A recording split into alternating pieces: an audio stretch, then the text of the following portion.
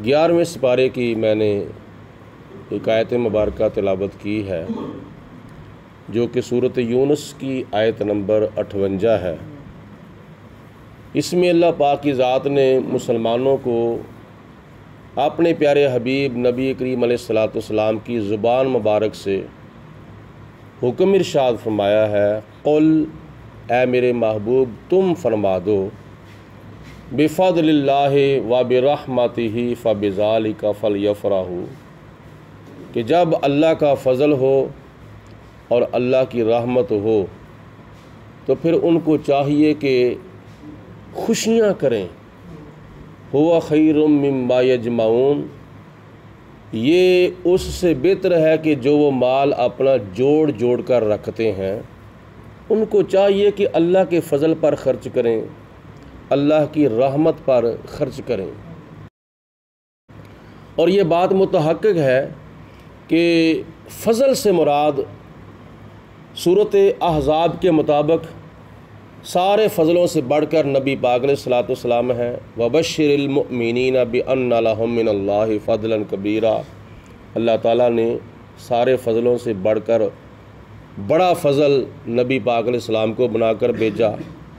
और ये बात भी कन्फर्म है कि सूरत अंबिया के मुताबिक सारी रहमतों से बढ़कर कौन सी रहमत है, वमा अरसलनाका इल्ला रहमतल लिल आलमीन, क्या मेरे महबूब हमने आपको तमाम जहानों के लिए रहमत बनाकर भेजा है।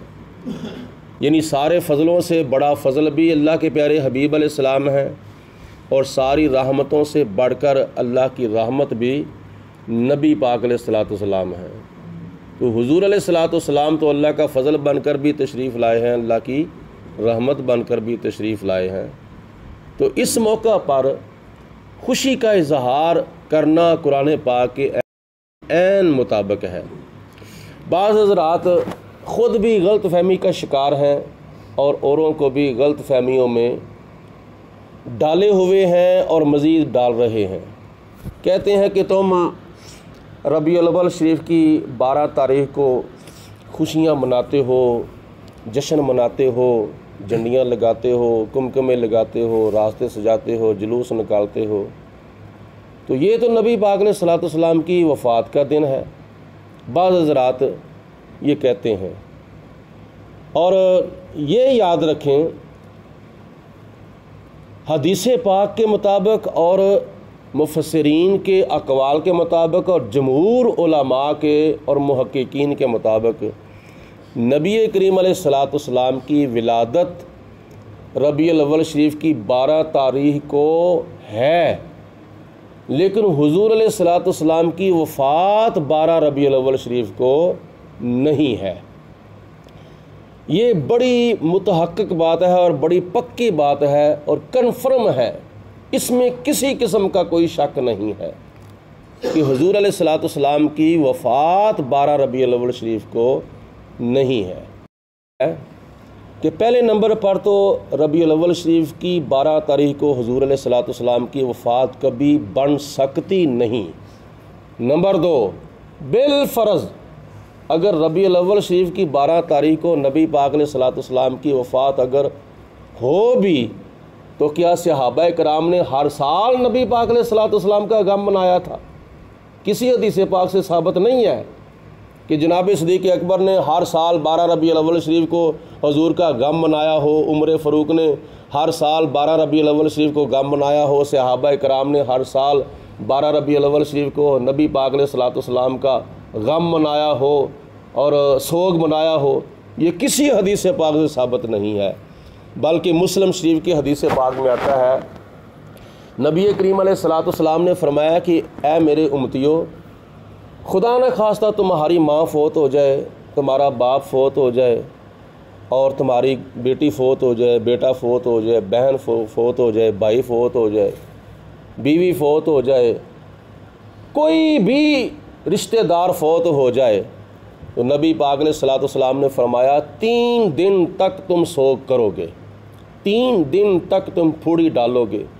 3 दिन से ज़्यादा किसी फौत शुदा मुसलमान का सोग करना जायज़ ही नहीं है। आज रुवे शरीयत मुस्तफ़ा, 3 दिन तक सोग होता है, 3 दिन के बाद सोग नहीं होता। ये मुस्लिम शरीफ की हदीस पाक है, नबी करीम अलैहिस्सलाम का फरमान है। सिवाय बीवी के वो अपने खामद का 4 महीने 10 दिन तक सोग करेगी।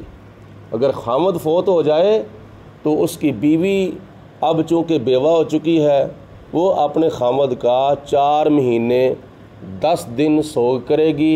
बाकी कोई भी रिश्तेदार फोत हो जाए उसका सोग जो है वो 3 दिन तक है। 3 दिन के बाद सोग जायज़ ही नहीं है। उसके बाद दुआ मांगी जाएगी उसके लिए, लेकिन सोग नहीं किया जाएगा, फुड़ी नहीं 3 दिन के बाद डाली जाएगी।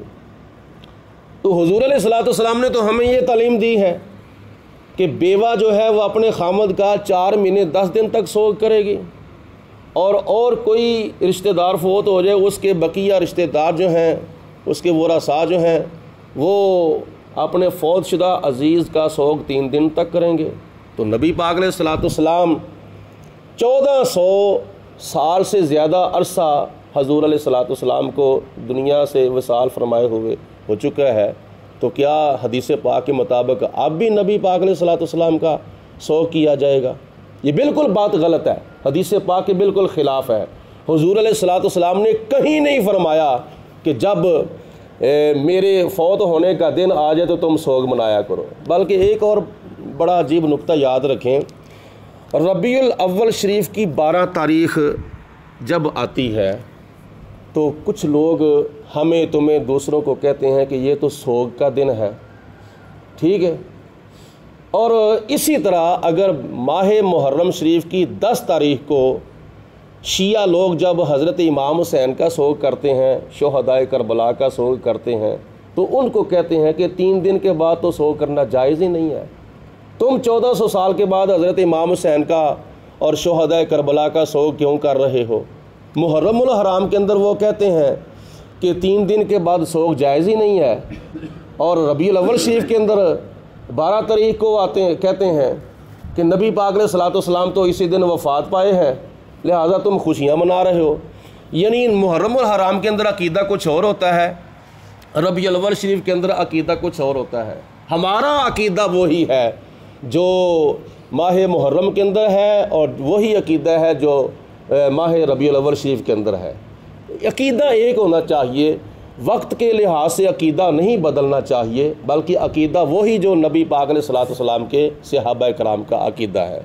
ये अल्लाह का कुरान है, नबी पाक अलैहिस्सलाम का फरमान है, और सहाबा कराम का इसके ऊपर अमल है कि ताबईन और तबा ताबईन बुज़ुर्गान दीन और 1400 साल से लेकर आज तक बुज़ुर्गान दीन औलिया कामिलीन नबी पाक अलैहिस्सलाम की आमद की खुशियाँ तो मनाते आए हैं, लेकिन नबी पाक अलैहिस्सलाम का सोग हुजूर अलैहिस्सलाम की वफ़ात के बाद दूसरे साल या तीसरे साल या चौथे साल या 5वें साल या 6ठे साल किसी सहाबी ने नहीं मनाया है। इसलिए अल्लाह पाक की ज़ात बाबरकात ने फरमाया कुरान पाक में, कुल बिफ़ज़लिल्लाहि व बिरहमतिही फ़बिज़ालिका फ़लयफ़रहू, क्या मेरे महबूब तुम इनको फरमा दो जब तुम पर अल्लाह का फ़ज़ल हो, जब तुम पर अल्लाह ताला की रहमत हो तो फिर खुशियाँ किया करो। हुजूर अलैहिस्सलाम की आमद की खुशी ऐसे करो जैसे सहाबा कराम ने खुशी की थी। एक माया है, जिसने मीलादुन नबी पर खूब खुशियाँ कीजिए, रहमत व बख्शिश के दिन बख्शिश का सामा कीजिए।